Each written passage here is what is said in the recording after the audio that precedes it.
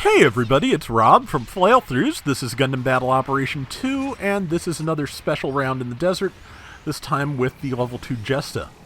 Jesta overall got some decent buffs. It has higher turn speed now. It has a higher level of left arm equipment buffer, which means that when it uses its active guard skill, which I think I might use maybe once in this round, that should tank more of the damage, so it's not a bad thing. It also, that's me trying to dodge roll and forgetting it doesn't because it's an active guard suit, and not a lot of active guard suits, if any, have a dodge roll. And, yeah, it's... The level 2 got a few additional buffs. They gave it more melee damage, and thruster output increase level 1, so it boosts a little faster than the level 1 does. Oh yeah, also, in case I didn't mention, I'm going to Vulcan this EH to death here, it does have higher melee defense, even at level 1, so I just got grazed, I think, by the Faz's Hyper Mega Launcher. Or is it Mega Beam Launcher? Either way, it is some combination of Hyper Mega Beam and Launcher, and yeah, it hit. I think it may even have hit my my shield, which means, you know, reduce the damage a little bit, which nothing wrong with that, at least as far as I'm concerned. Managed to stun the Faz with my Vulcans. The rifle, of course, is one of the ones that fires a 3-shot burst when you charge it. So if you have less than 3 shots, it will fire whatever is left, meaning that that charge I did a second ago, when I only have 1 round in the E-Pack, absolutely useless. Let's see, the narrative, the EH, and the Faz all just turned on me and killed me, which, you know, sometimes you get focused. It's the game. And, yeah, so far so good. We're down a little bit, but it is early yet. I'm just gonna go with my usual, I probably saved this for a reason. This is like my 3rd or 4th take on this, just because I am having trouble with the words, because I got up fairly early and didn't sleep too well. Had something I had to go out and do. It's done. But also, you know, because we're getting back into that, and I needed to make sure my mask fit fairly well, I trimmed my beard, so I have gone from Alan Moore to apparently, you know, somebody jumped me in an alley and shaved me is what it currently looks like. There's a reason I don't really do things on camera. But, yeah, waiting for it to grow back. It's going to be slow, but I'm looking forward to being, you know, back in the Paranoid Recluse range of facial hair. But, let's see. Yeah, the shield missiles, of course, do build stun, which is not bad for a Faz. This overall is not bad for engaging a Faz. I just have to be a little bit more conscious of what it is and what it does than I end up being here. Because, yeah, trying to take down that Psycho Doga, which managed to do. A lot of what I do right in this round, I think, is just being in the right place at the right time.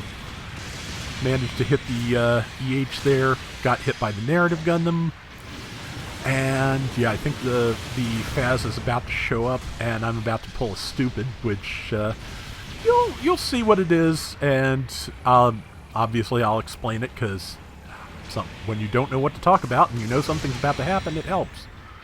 You know, actually doing some of my homework just by virtue of blathering and not being happy with the blather.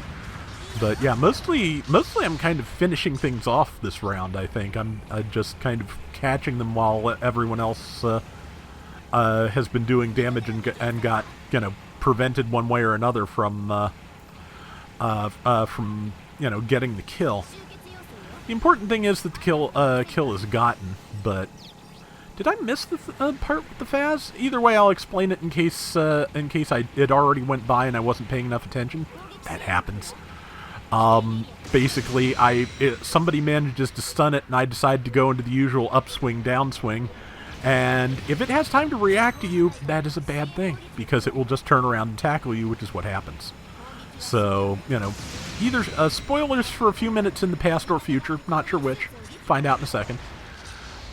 But yeah, we have managed to get the lead now, so hopefully we can keep that. Yeah, I think that's a Justice Shazar Type A as our raid. Okay, I think it's, yeah, it's right here.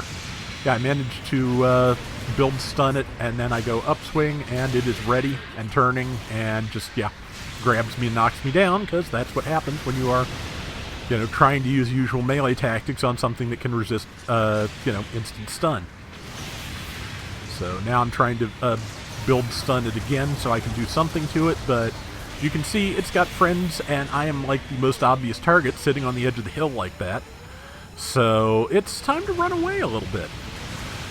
Narrative Gundam tried to get me in its special Psychonet thingy, which the name I don't know / remember, because, again, I don't have the thing.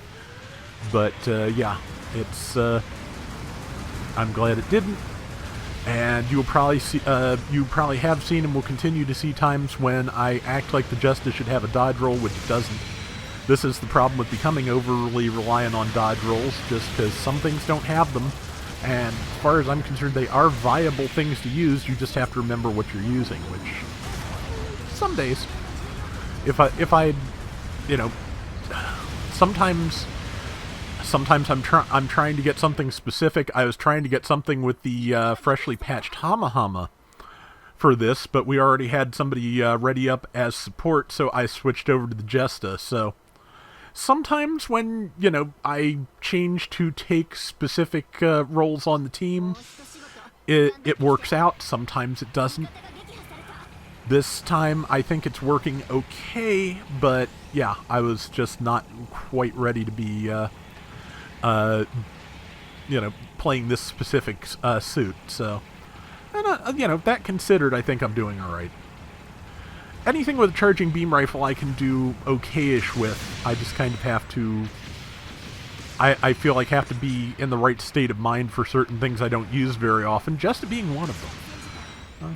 It's relatively simple, but again, things with maneuver armor and active guard do take just different, you know, estimations of what to do when you're, you know, dealing with boost, when you're dealing with certain enemy attacks, things like that. And I don't always get it right.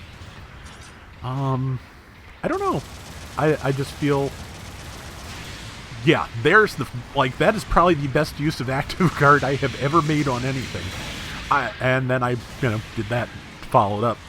But I feel like they some suits I've had a hard time just going into active guard with out of a boost, and some I haven't, and I think it's a slightly different skill that they have, and I forget which one is which. But the Jesta can go into active guard out of a boost, so that's just that's something to keep in mind. And also, yeah, just ate that tackle, and we bounced again. Since we had the lead, my goal was to keep myself alive for the end of the round, so that worked. And we won, so I'll take it. Alright, so yeah, I did not make the board. Our one of our generals was just on here. And 4 kills, 2 deaths, 68,000 damage. I'll take it. I think that's about the what I can say for this one. In general, I'll take it. But that is going to do it for today's Gundam Battle Operation 2. We'll be back soon with more. Till next time, everybody take care and have fun. Later. But yeah, like I said, I think that's the best use of active guard I've ever actually made. I am going to have to practice with that more, because there's a few suits that I like in theory. I have never quite gotten good with, so this is one, the Gustav Karl's another, so I may have to go back to that and see what I can do.